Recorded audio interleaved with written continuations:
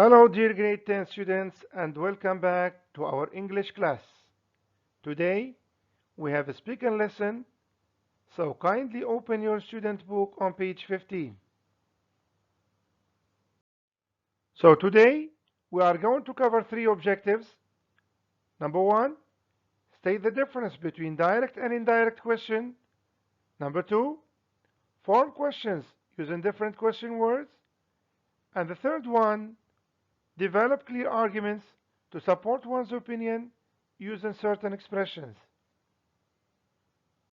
So as a starter for today's lesson, I'd like you to have a look at the following sentences and tell what the difference is. Sentence number one, what are the advantages of remote learning? Number two, could you please tell me what the advantages of remote learning are? So, the first sentence or the first question is, yes? Excellent. The first one is direct, whereas the second one is indirect. Very good. Okay, so let's move on.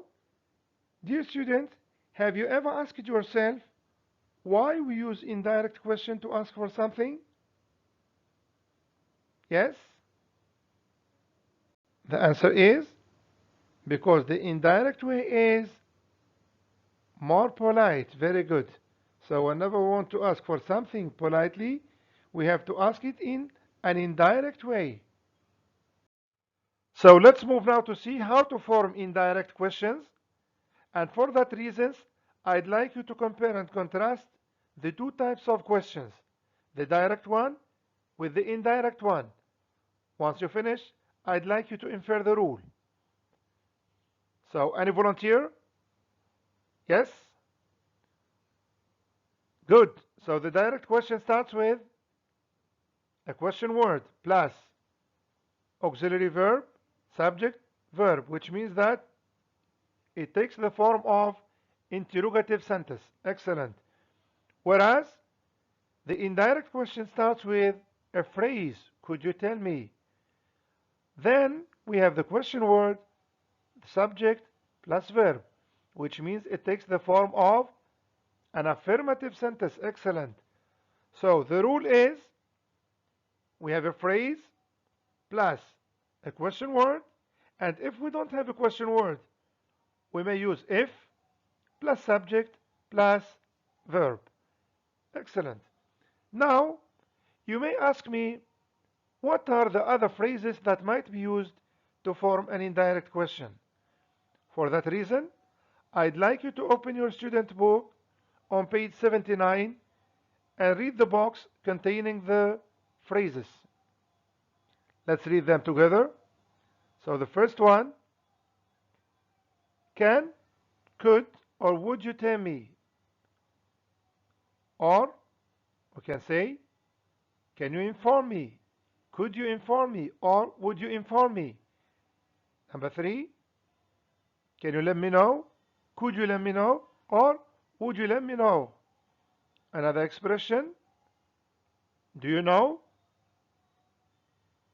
Next one, I'd like to know. And the last one, I was wondering. So these are the phrases that might be used to form an indirect question. And now, dear students, I'd like you to open your student book on page 15, exercise A, in which you are going to complete Claremont's profile. Student A has to prepare the needed information on page 61, whereas student B has to ask him 4 questions politely to get the profile completed.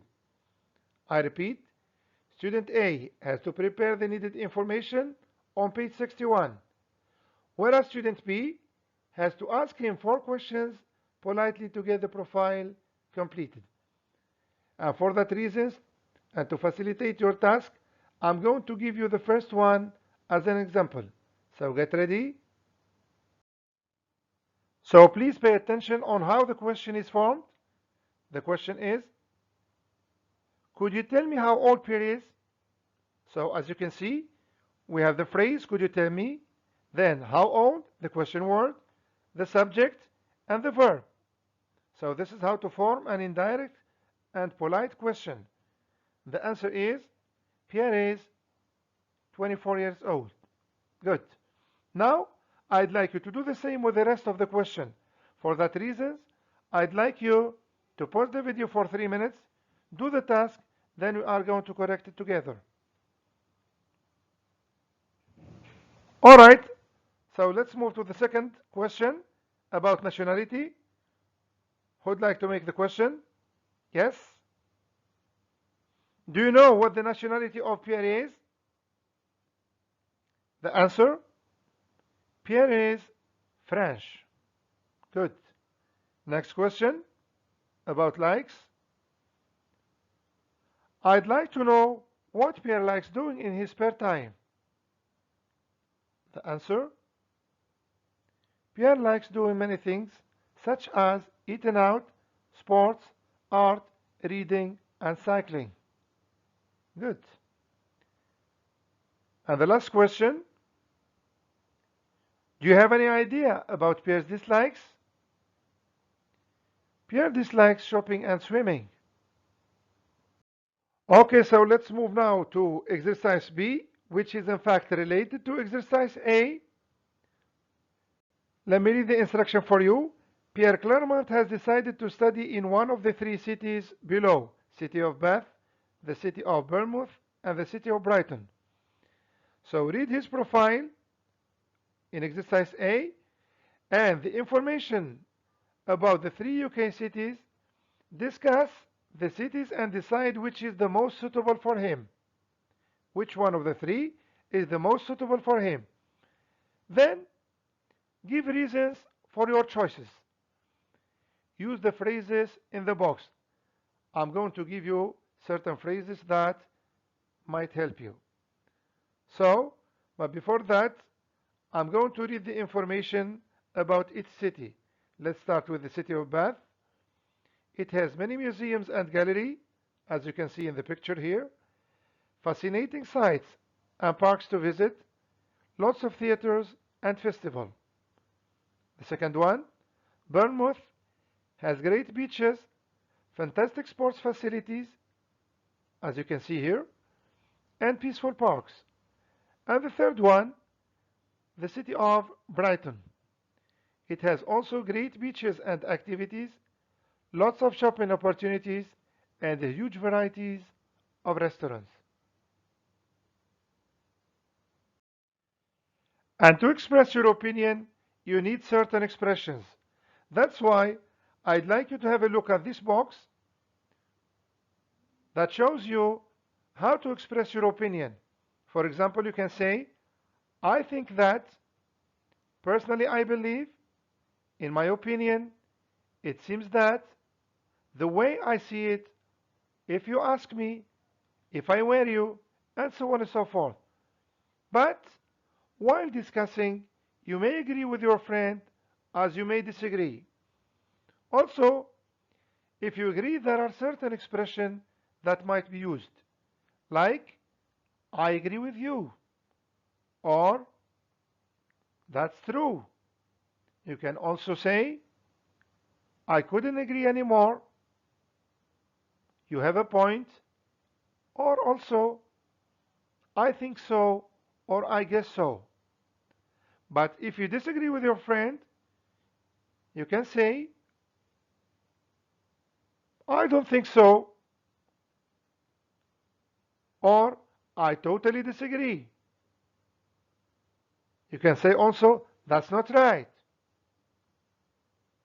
or I'm not sure about that. Or the last one, very true, but. And here it seems somehow confusing for some students, because when you say very true, it seems that you agree, but when you say but, you are going to give the counter argument. So it's an indirect disagreement. So while discussing, it's not enough to say whether you agree or you disagree, but you have to support your opinion. You have to justify your choice. How can we do so? That's what I'm going to show you when you open your student book on page 71.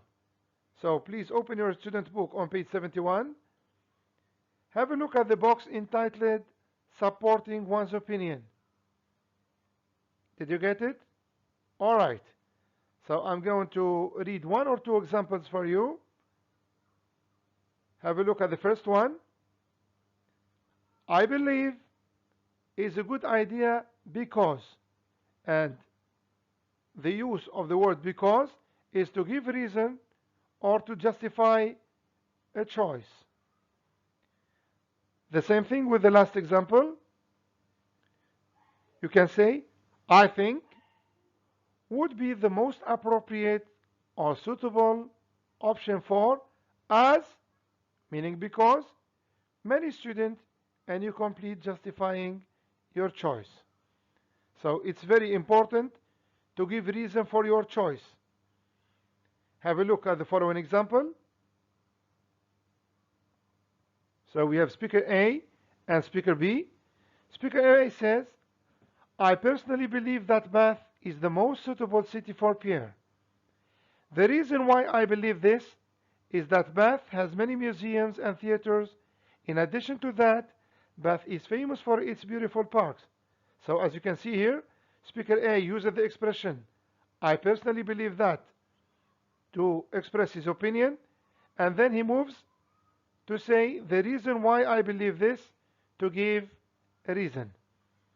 Whereas speaker B says that's true, but don't you think that Pierre needs also sports facility to practice sports activity?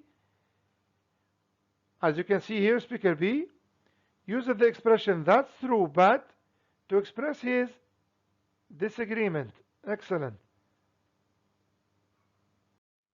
Okay, so dear student, now it's your turn to discuss the three cities and to decide which city is the most suitable for Pierre.